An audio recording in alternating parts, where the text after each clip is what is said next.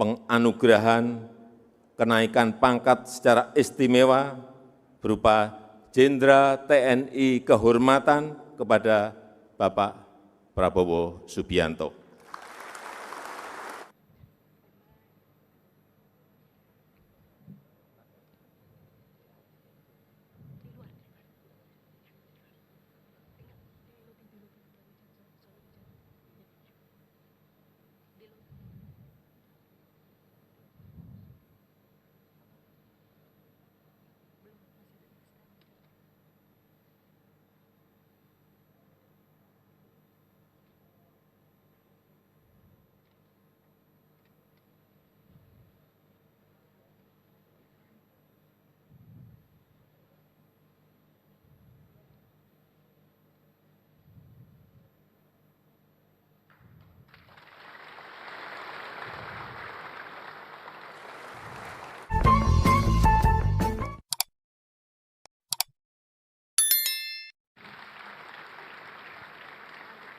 Selanjutnya marilah kita simak bersama arahan Presiden Republik Indonesia Bapak Joko Widodo dilanjutkan dengan penyerahan keputusan Presiden Republik Indonesia tentang penganugerahan kenaikan pangkat istimewa Jenderal Bintang 4 serta penanggalan dan penyematan tanda pangkat kepada Menteri Pertahanan oleh Presiden Republik Indonesia.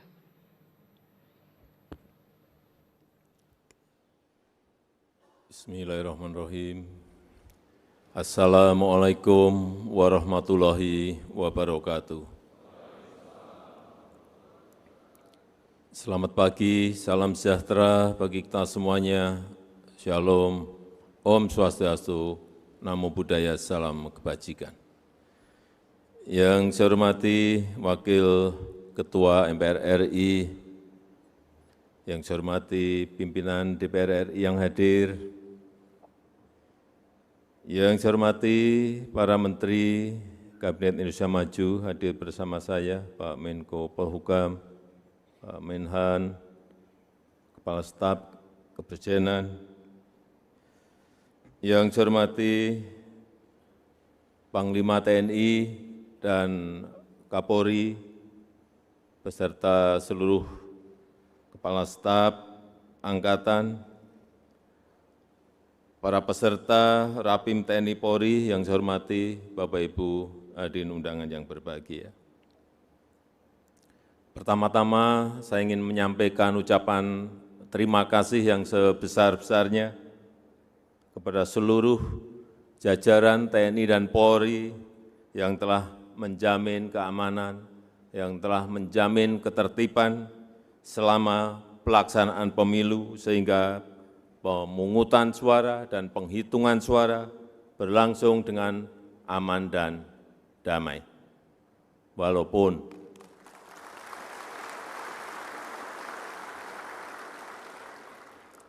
saya tahu ada sedikit dinamika dan riak-riak kecil. Itu biasa dan wajar dalam kita berdemokrasi, perbedaan pendapat, perbedaan pilihan itu juga sangat wajar dalam demokrasi. Namun perlu juga saya ingatkan masih ada beberapa tahapan pemilu sampai Oktober nanti yang perlu langkah-langkah proaktif untuk menetralisir residu-residu politik, untuk memitigasi disinformasi pemilu, serta menjaga kerukunan, menjaga persatuan kita sebagai sebuah bangsa dan negara. Jajaran TNI Polri yang saya banggakan, yang saya cintai, tantangan yang kita hadapi sekarang ini bukan tantangan yang mudah, bukan hanya tantangan di dalam negeri, bukan hanya tantangan di domestik, tapi justru yang paling berat adalah tantangan eksternal, tantangan global yang sangat rumit, juga bisa berdampak signifikan pada situasi ekonomi dan situasi sosial di dalam negeri. Kita tahu ketidakpastian ekonomi masih belum jelas, masih belum pasti, geopolitik dunia juga sulit dihitung, sulit dikalkulasi, landscape ekonomi, landscape politik dunia juga sulit dikalkulasi, sulit dihitung. Kita tahu konflik di Ukraina belum selesai, datang konflik Gaza, ada tambahan Yaman, sehingga menyebabkan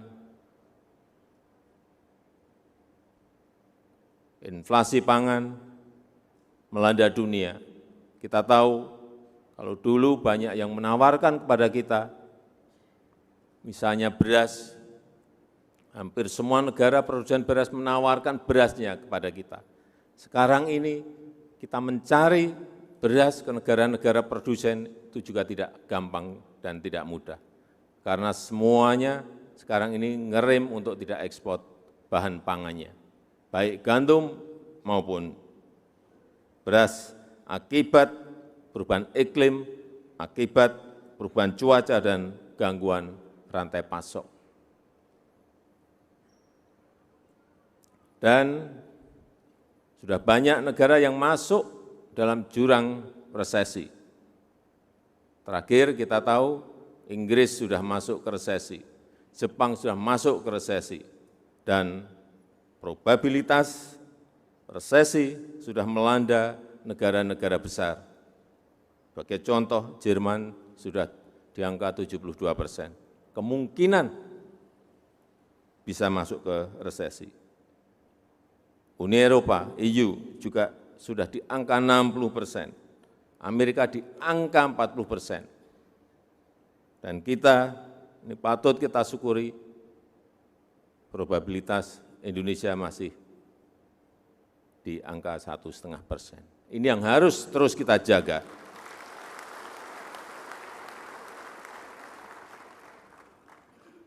Ditambah lagi penggunaan fiskal dalam perang. Hati-hati, karena Ukraina, karena Gaza, karena Yaman, Houthi, itu menyebabkan penggunaan fiskal dalam perang meningkat sangat tajam. Seperti embargo, restriksi, dan saat ini kalau dulu negara-negara itu keterbukaan, sekarang semua negara melakukan proteksionis, menjadi negara proteksionis. Saat ini ada 1.348 kebijakan proteksionis yang dilakukan oleh negara-negara, utamanya memang urusan pangan. Ini naik 3 kali lipat, artinya naik 300% dibanding tahun 2014. Dan ini akan terus meningkat.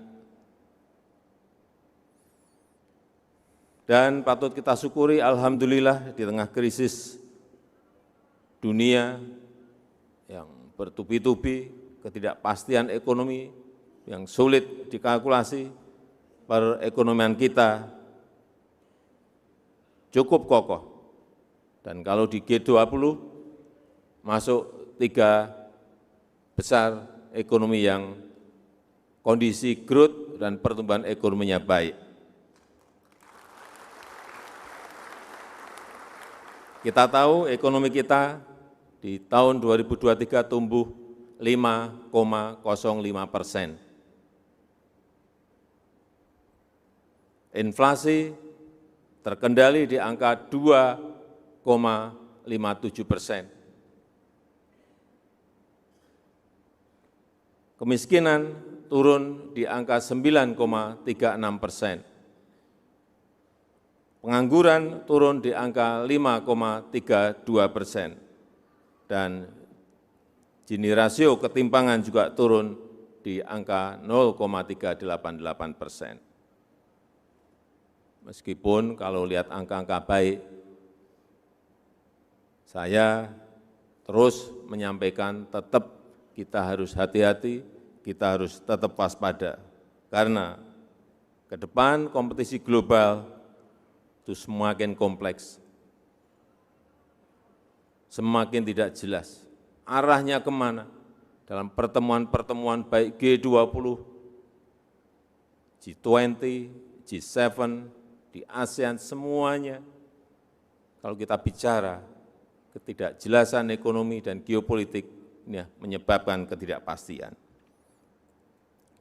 Oleh sebab itu, pemanfaatan teknologi dalam perang konvensional, perang cyber akan semakin meningkat. Oleh sebab itu, TNI, Polri harus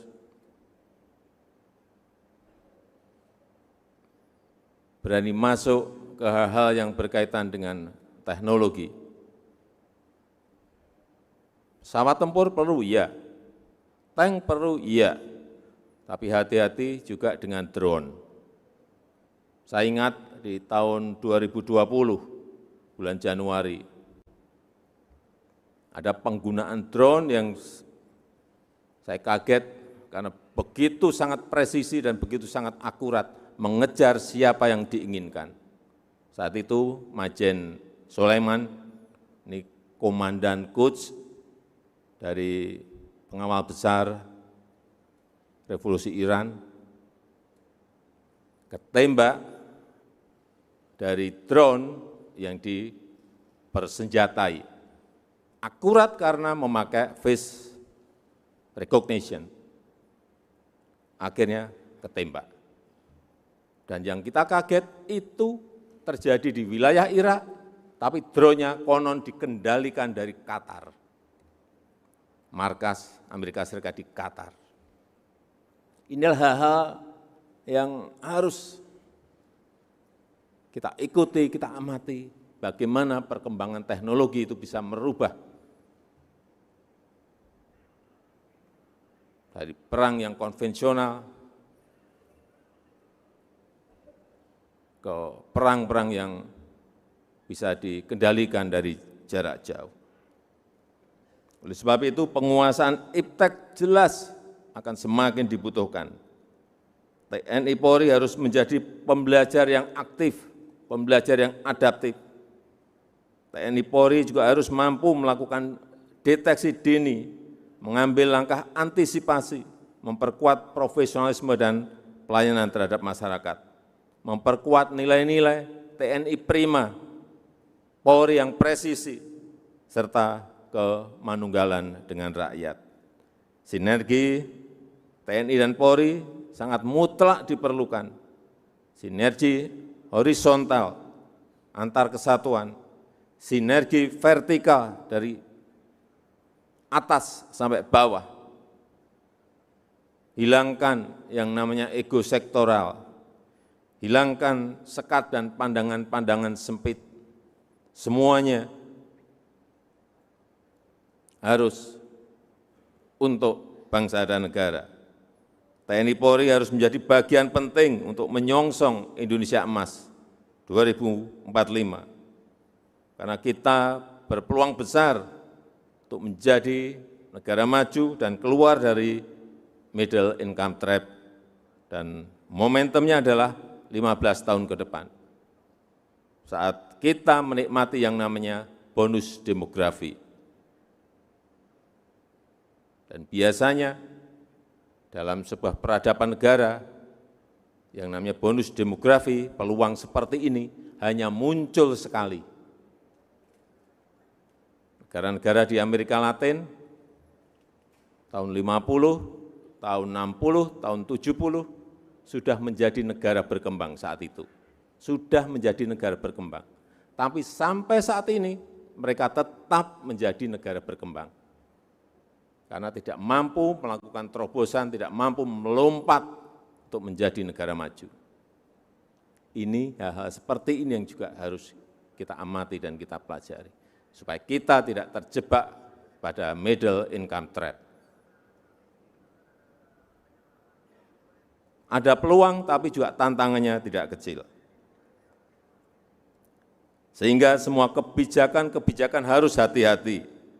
Pembangunan harus dilakukan berkelanjutan, harus dijalankan secara konsisten, ini yang penting, dan harus dikawal dengan detail dan teliti. Terakhir, dalam kesempatan yang baik ini, dalam kesempatan yang berbahagia ini, saya ingin menyampaikan penganugerahan kenaikan pangkat secara istimewa berupa Jenderal TNI Kehormatan kepada Bapak Prabowo Subianto.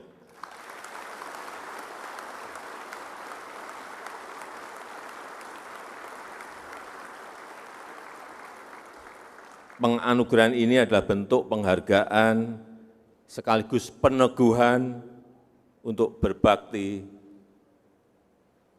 sepenuhnya kepada rakyat, kepada bangsa, dan kepada negara. Saya ucapkan selamat kepada Bapak Jenderal Prabowo Subianto. Saya rasa itu yang ingin saya sampaikan dalam kesempatan yang baik ini. Terima kasih. Wassalamualaikum warahmatullahi wabarakatuh. Hadirin dimohon berdiri. Selanjutnya penanggalan dan penyematan tanda pangkat istimewa Jenderal Bintang 4 dan keputusan Presiden kepada Menteri Pertahanan oleh Presiden Republik Indonesia. Dimohon untuk Menteri Pertahanan menuju ke tempat yang telah ditentukan.